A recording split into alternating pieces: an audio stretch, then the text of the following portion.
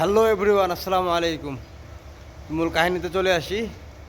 MD Masud Rana ভাই comment করছে যে আমার পিছনে যে গরুগুলো দেখতে পাচ্ছেন এগুলো হচ্ছে বকনা বাছুর গরু। তো এমডি মাসুদ রানা ভাই কমেন্ট করছেন যে এই গরুগুলো কি জবাই করা হয় এবং গরুগুলো কোন দেশ থেকে আসে। তো ভাই, আমার ইউটিউব চ্যানেলে যদি আপনারা নতুন হয়ে থাকেন তাহলে ইউটিউব চ্যানেলটি সাবস্ক্রাইব করে দিন এবং ফেসবুক পেজ থেকে দেখলে পেজটি ফলো করে দিয়ে পাশে থেকে ইনশাআল্লাহ চেষ্টা করবো সর্বদা সৌদি আরবে গরুর খামার ভিত্তিক নিত্য নতুন ভিডিও আপনাদেরকে উপহার দেওয়ার। তো আমি ভাইয়ের দুইটা প্রশ্নের উত্তর দিই শর্টকাটে। আমার পিছনে যে বকনা গাভীগুলো বকনা বাছুর গরুগুলো দেখতে পাচ্ছেন, আপনারা হয়তো বুঝতে পারছেন এগুলো সম্পূর্ণ বাছুর গরু। তো এইগুলো ভাই সৌদিয়ানদের প্রিয় খাবার।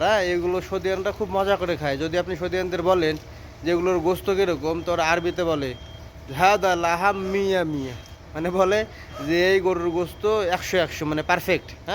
এটা সৌদিয়ানরা খুব পছন্দ করে, বিধায় কিন্তু আপনার এই গরুগুলো কাটাই করা হয় এবং বিশেষ করে সৌদিরাই খায়। আমরা তো এত ছোটো বাছুর গরুর গোস্ত জিন্দগি তো খাই না, বা আর যারা অন্য অন্য রাষ্ট্রে আছে তারাও হয়তো বা খায় না, কিন্তু সৌদিয়ানরা খুব পছন্দ করে। এর চাইতেও যেগুলো ছোটো আছে সেগুলোও পছন্দ করে। তো ভাইয়ের আরেকটা কোশ্চেন ছিল যে গরুগুলো গরুগুলো হয়তো বা বাইরের দেশ থেকে আসে। আসলে না ভাই, এই সৌদি আরবে খামার আছে। আমার কফিলের খামার হয়তো বা 3টা। দেখা যাচ্ছে প্রত্যেকটা খামারে অ্যাভারেজে 1000 পিস করে হয়তো বা গরু থাকে। 3 খামার মিলে হয়তো বা 3000। কিন্তু যে কোম্পানি থেকে আসে, বিশেষ করে সৌদি আরবে যারা আছে তারা হয়তো বা জানে জাল মারাই যে কোম্পানিটা দুধের জন্য আর কি, ওই কোম্পানিটা। এই কোম্পানিতে দেখা যাচ্ছে 2-3 হাজার গরু থাকে, আর ওইখানে 20-30 হাজারের বেশি গরু আছে ভাই। এবং ওখানে ওরা বাচ্চা উৎপাদন করে, ওখানে ছোট থেকে বড় করে, মাঝারি করে, সব সাইজ ওরা ওখানে রেডি করে ওখানে তৈরি করতেছে ভাই। এটা আপনার সম্পূর্ণ প্রসেসিংটা হচ্ছে সৌদি আরবে, বাইরের দেশ থেকে গরু আসে না ভাই। নেক্সট প্রশ্ন করছে সাগর ভাই প্রশ্ন করছে যে ভাই আপনাদের গরুগুলো কোথায় বিক্রি হয়। ভাই, এই যে খামারটা দেখছেন এটা দাম্মাম শহরে অবস্থিত, এবং দাম্মাম শহরে যত আর কি গরুর গোস্ত বিক্রি হয় বা খাই বলেন, সম্পূর্ণ কিন্তু এখান থেকে সাপ্লাই হয়। প্রথম কথা, এখানে আমার মালিকের মানে আমার কফিলের নিজস্ব দোকান আছে এবং কষাইখানা আছে।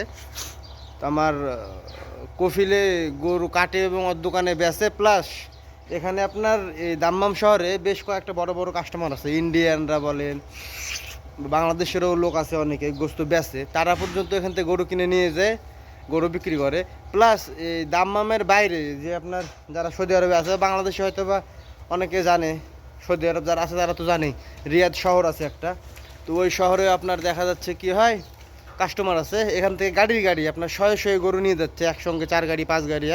এখান থেকে গরু কিনে নিয়ে যাচ্ছে। তো এখানে গরু ক্রয় বিক্রয়ের কোনো সমস্যা নাই, এটা নিয়ে কোনো চিন্তা নাই। তো এই ভাই আর কি মূল কাহিনী, যে বিশেষ করে রিয়াদ বা দাম্মাম, হ্যাঁ এই এই 2 অঞ্চলে বেশি গরু বিক্রি হয় আমার এই কফিলের। আমার এক অতি প্রিয় পছন্দের ভাই একটা কমেন্ট করছে যে ভাই এই যে গাভী গরুগুলো আছে এগুলোর এক একটার দুধ কত লিটার হয়। তো আমি ভাইয়ের উদ্দেশ্যে কিছু কথা বলবো এখন। অবশ্যই ভাই ভিডিওটি দেখবেন। আপনার উদ্দেশ্যে এই ভিডিওটি বানানো, এই লাস্টের যে পাঠটুকুন। তো এখানে কথা হচ্ছে ভাই, প্রত্যেকটা গরু গাভী গরু আপনাদেরকে আমি পিছনে ক্যামেরায় দেখাই।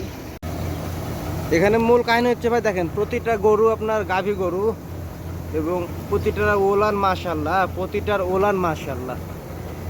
তো এখানে ওই ভাইয়ের উদ্দেশ্যে কিছু কথা আমি বলি, যে এইখানে যে গরুগুলো আপনারা দেখতে পাচ্ছেন, এই গরুগুলো কিন্তু সাধারণত দুধ দহন করা হয় না। এখানে সম্পূর্ণ গরু কিন্তু কাটাইয়ের জন্যে। এখানে আপনার সম্পূর্ণ গরু কাটাইয়ের জন্যে। তো এই গরুগুলো যে কোম্পানি থেকে আসে সাধারণত আমার এখানে, ওই কোম্পানিতে কিন্তু দুধ দহন করে ভাই। আমরা হয়তো বা কী করি, মাঝে মধ্যে যদি দুধ খাওয়ার ইচ্ছে হয়, মেশিন আছে এখানে, হয়তো বা একটা গরু দেখে শুনে নিয়ে গিয়ে হয়তো বা দুধ দহন করি। তো তখন আমরা কি দেখি যে আপনার একটা গরু থেকে প্রায় 20 কেজি 25 কেজি মতো গরুর দুধ আসতেছে।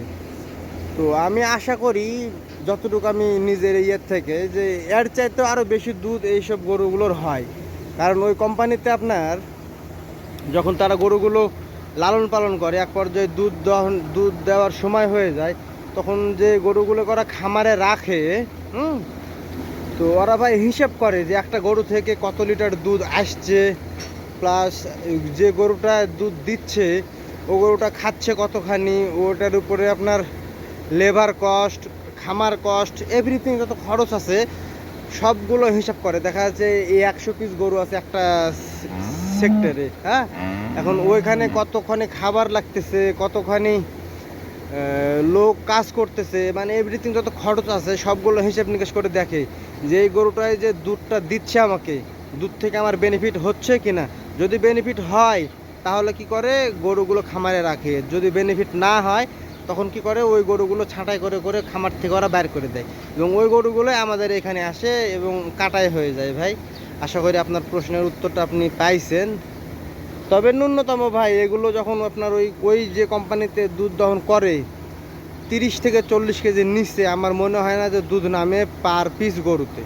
দেখেন মাশাল্লাহ কত বড় হলান, হ্যাঁ, তো যদি আমি চেষ্টা করি হয়তো বা হাত দেওয়ার, আপনার হাতও হয়তো দিতে দিবে, কিন্তু যা হোক আমি রিস্ক নিতে চাচ্ছি না। হ্যাঁ, তো এই ভাই আপনার প্রশ্নের উত্তর ছিল। তো সকলে ভালো থাকেন, সুস্থ থাকেন ইনশাল্লাহ। আমার ইউটিউব চ্যানেলটি সাবস্ক্রাইব করে দিন এবং যারা ফেসবুক পেজ থেকে দেখছেন পেজটি ফলো করে পাশেই থাকেন, আমার জন্য দোয়া রাখেন। ইনশাল্লাহ চেষ্টা করব সর্বদা আপনাদের প্রতিটা প্রশ্নের রিপ্লাই দেওয়ার বা সময় পাইলে ভিডিও বানায় আপনাদেরকে উপহার দেওয়ার। আপনাদের সকলের জন্য দোয়া ভালোবাসা রইল। আল্লাহ হাফিজ।